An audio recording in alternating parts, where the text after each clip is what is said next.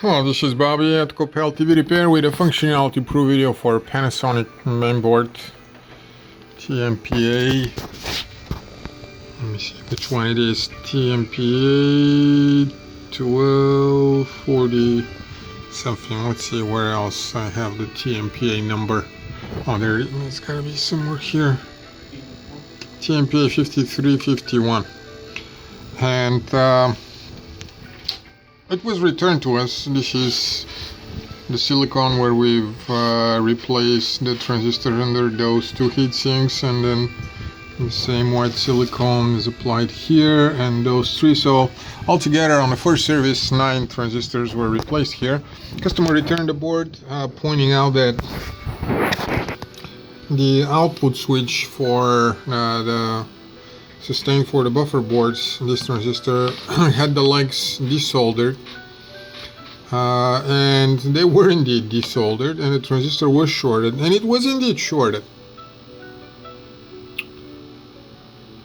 Most likely customer is right, the transistor was in that condition.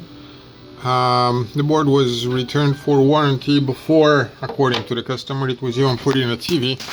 And we're in a strange situation and predicament as to what to do. Well, it would have been a predicament if we hadn't had very many similar cases before. First things first, this is the board right now. And I do believe that the board was tested before it was returned, and it was functioning as well. I do believe that this is probably part of the energy recovery circuit. I don't know for a fact if it is, but I'm pretty certain the board was tested, meaning put in the same TV and tested before that as well. Probably did not work enough to allow those transistors to heat up enough and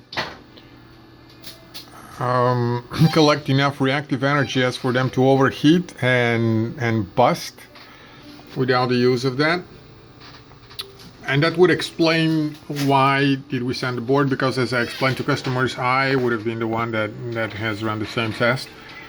And my guess is the board was tested, that transistor was in that shape before that. The legs were very barely above the solder joint, and my guess is that it was never tested by any of us here, which is an omission, probably ours. And also I believe that it was sent to us that way because we here do not desolder legs to test transistors for many different reasons. All the TO263s, it's extremely easy to break the legs.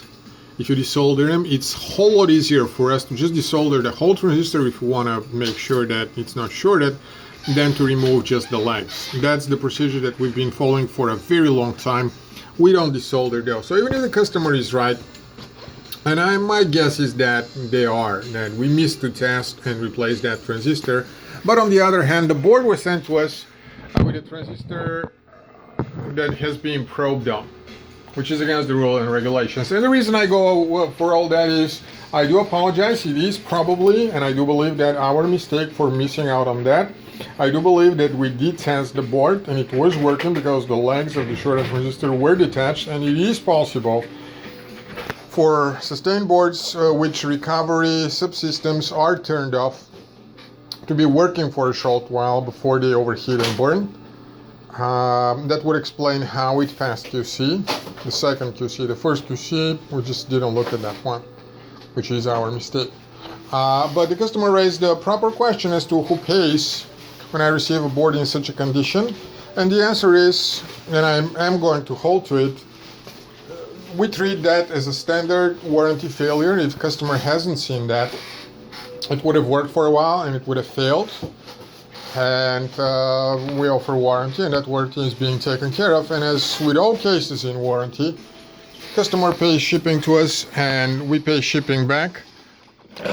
Again, the logic here is we receive a lot of boards and we don't know even right now for a fact whether this has happened, and when we came we missed it. I believe this was the case indeed, and I'm not accusing customer of trying to lie to us, but I also know that it may have been a different way, and there is no way to know for sure.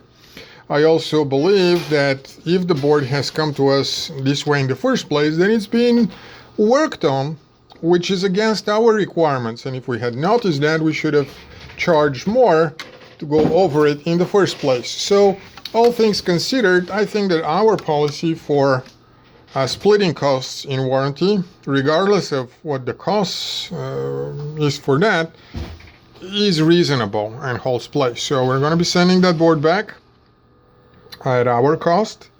And I do apologize for missing out on something important this time. I believe this was the case here. But I also believe that our policy is the right way to go about it, and we will not be covering the shipping to us of that board. Thank you.